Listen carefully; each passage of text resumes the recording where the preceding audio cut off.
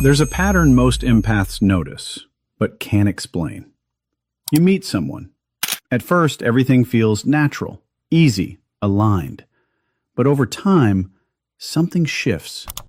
The same types of people keep showing up, draining, manipulative, emotionally heavy. And eventually you start asking yourself, why does this keep happening to me? Is it bad luck? Is it timing? Or is there something about you that attracts it? Before we go deeper, if you connect with this kind of psychological content, make sure to subscribe to the channel because we explore things most people don't really notice. And if anything in this video feels familiar or relates to your experience, drop a comment below and share it with me. I read them and it helps me understand your perspective better. Now, let's get into it. Most empaths believe the problem is external. They think, I just meet the wrong people. I just have bad experiences. But that explanation is incomplete because patterns don't repeat randomly. If the same type of person keeps entering your life, there's a mechanism behind it. Not something mystical, something psychological. And once you understand it, the pattern stops feeling confusing and starts feeling predictable. Let's clarify something first. When we say aura, we're not talking about something mystical or invisible floating around a person. We're talking about signals, subtle, but very real psychological and behavioral signals that people pick up on instantly, even if they can't explain how. It starts with your body language, the way you stand, the way you move, the way you react in conversation. Then it goes deeper, your tone of voice, your pace of speaking, your emotional openness, your level of comfort around others, your responsiveness to what people say or feel. All of these things combine together into something that creates a readable presence. And most people don't realize they are constantly reading it. It happens automatically, below conscious awareness. They don't think, I'm analyzing this person. They just feel something about them. Empaths tend to project a very specific kind of signal, often without even trying. Warmth, openness, emotional availability, a sense of understanding, and low resistance in interaction. They don't usually come across as guarded or closed off. They feel approachable, emotionally safe. And to the right kind of person, this is exactly what creates connection. It feels calm. It feels accepting. It feels like being understood without effort. But here's where the problem starts. The same signals that feel safe to emotionally healthy people can feel very different to the wrong kind of person. Because low resistance and high openness don't just communicate safety, they can also communicate accessibility. Not access in a respectful sense, but access without boundaries. And that is where misunderstanding begins. What feels like emotional warmth from an empath can be interpreted as emotional availability that has no limits. And that interpretation changes how people approach them. Here's something uncomfortable but real. Toxic people are often far more observant than most people assume. Not in a deliberate analytical way, but in an instinctive, almost automatic way. They don't sit and think about who to target. They simply read people. They pick up on behavioral patterns, emotional reactions, and subtle cues within seconds of interaction. And without even realizing it consciously, they start scanning for specific traits. Who will listen without interrupting or pushing back? Who will give without asking too many questions? Who will understand without demanding accountability? Who will tolerate discomfort instead of walking away? These are not random observations for them. They are indicators of how far a person can be influenced, tested, or emotionally engaged. And this is where empaths often enter the picture. Because empaths naturally tend to show many of these signals. Not because they lack strength, but because their default setting is openness. They listen deeply. They try to understand before judging. They give emotional space to others. They often prioritize connection over confrontation. And in healthy environments, these are powerful traits. but in unhealthy dynamics, they are interpreted differently. Openness, when combined with weak or unclear boundaries, doesn't just look like kindness, it starts to look like opportunity. Opportunity for emotional reliance, opportunity for inconsistency to be tolerated, opportunity for limits to be tested slowly over time. And the key issue is this: toxic individuals rarely see openness as something to respect. They see it as something that can be gradually expanded, not all at once, but step by step. And empaths, without realizing it, often respond in ways that reinforce this pattern, because their instinct is to understand, not to resist. And that is where the dynamic quietly begins. Attraction is not always as simple as liking someone. In reality, human connection often works on multiple layers, and not all of them are emotional or healthy. Sometimes attraction is not about affection at all. It's about usefulness. And this is where the dynamic becomes uncomfortable to look at, because many people are not actually drawn to empaths for genuine connection or mutual understanding. They are drawn for something more unconscious: regulation. They are looking for someone who can absorb emotional pressure that they themselves cannot hold. Someone who can sit with their chaos without leaving. Someone who can stabilize their emotional instability in real time. Someone who can validate their shifting moods, contradictions, and inconsistencies without judgment.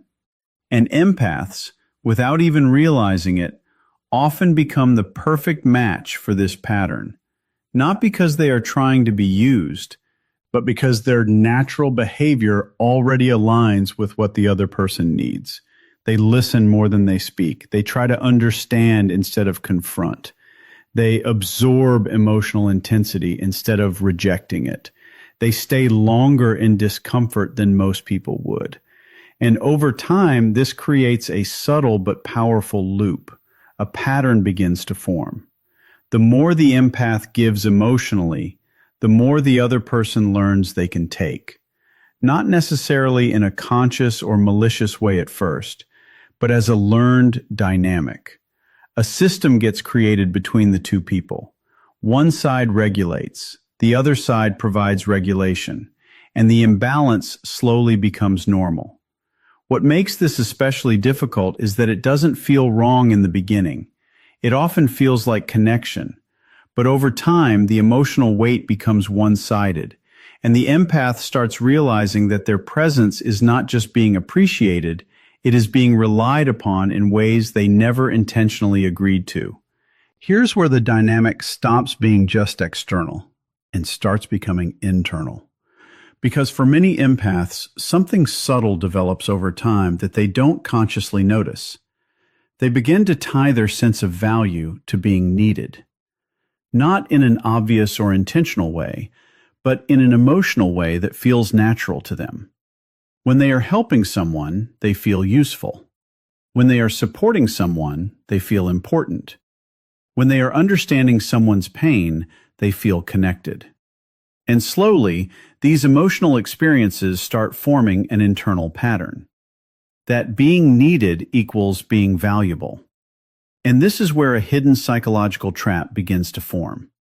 Because the more a person depends on the feeling of being needed to feel worthy, the more their behavior starts aligning with situations where they are needed. And not in healthy, balanced ways, but in emotionally demanding ones. This is where attraction becomes complicated, because instead of naturally connecting with stable, self-aware people, they often find themselves around individuals who are emotionally unstable, inconsistent, or internally unregulated. Not because they are choosing it consciously, but because those are the environments where their value system feels activated. People who don't need fixing don't trigger the same internal response, but people who are struggling emotionally do. So over time, a pattern develops. The empath becomes the fixer, the listener, the emotional supporter, the stabilizing presence. And the more this role is repeated, the more it feels familiar. And familiarity starts to feel like identity. But the deeper issue is this. This dynamic doesn't lead to balanced relationships. It leads to emotional labor, where one person is constantly processing, holding, and regulating emotions, while the other simply receives.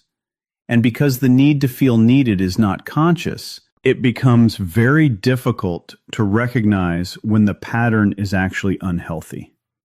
Until exhaustion begins to show up, not suddenly, but slowly, through emotional depletion that is hard to explain but impossible to ignore.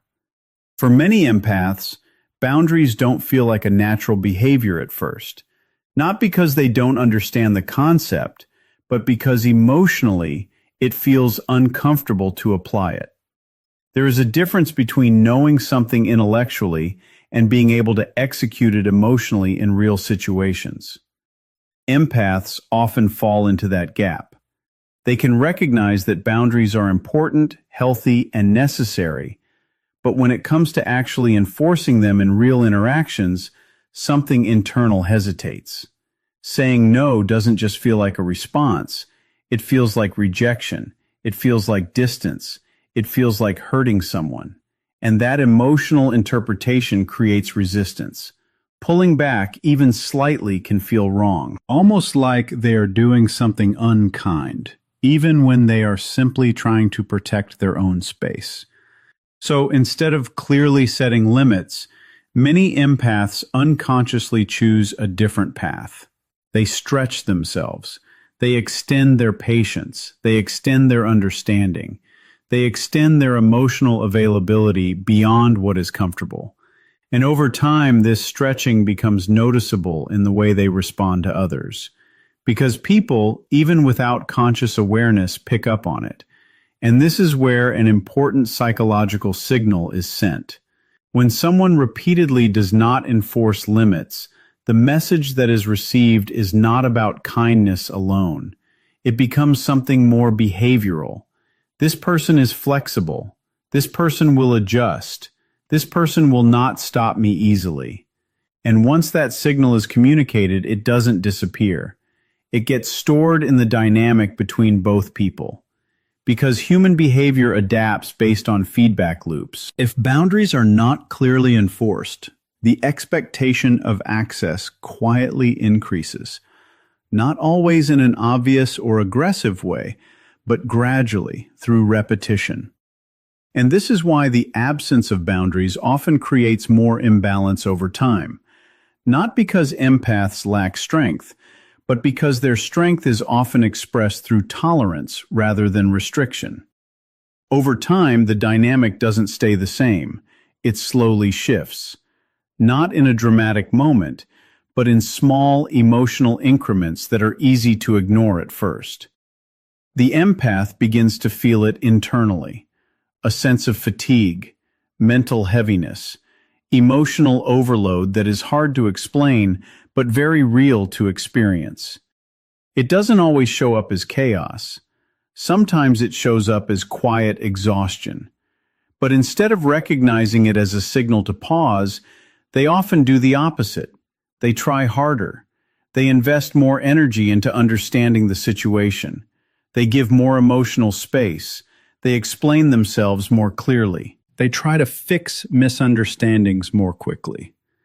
Because in their mind, there is still a belief that if they just adjust enough, things will eventually balance out.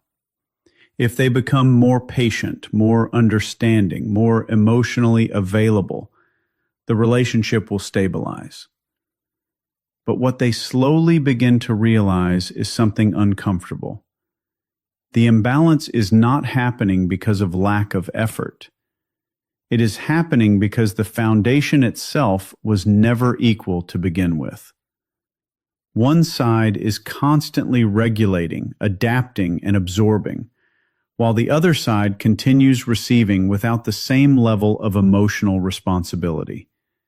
And this is where the draining phase becomes more noticeable. Because the empath is not just giving anymore, they are compensating. compensating for emotional inconsistency, compensating for lack of reciprocity, compensating for imbalance that was never addressed early on. And the more they try to fix it, the more they reinforce the cycle, until eventually effort no longer feels like connection. It starts to feel like maintenance. And emotional maintenance without balance always leads to depletion. Not immediately, but gradually, in a way that becomes impossible to ignore over time. This is the hardest truth to accept, because at first glance it feels like bad luck, like coincidence, like different people showing up in the same way over and over again. But when you look deeper into patterns, something more uncomfortable becomes visible. It repeats because it works. Not in a positive sense, but in a functional sense. It works for the other side of the dynamic, not necessarily for you, for them. Because every repeated pattern in human behavior is reinforced by outcome. If a certain interaction keeps producing results for one person, emotional support, attention, understanding, patience, or access, then that pattern becomes stabilized, even if it is unbalanced, even if it is unhealthy, even if it slowly drains the other person. As long as the system continues to produce benefit for one side, there is no internal reason for that behavior to change. And this is where empaths often miss the deeper mechanism. They tend to focus on intention. But patterns are not driven by intention alone. They are driven by reinforcement.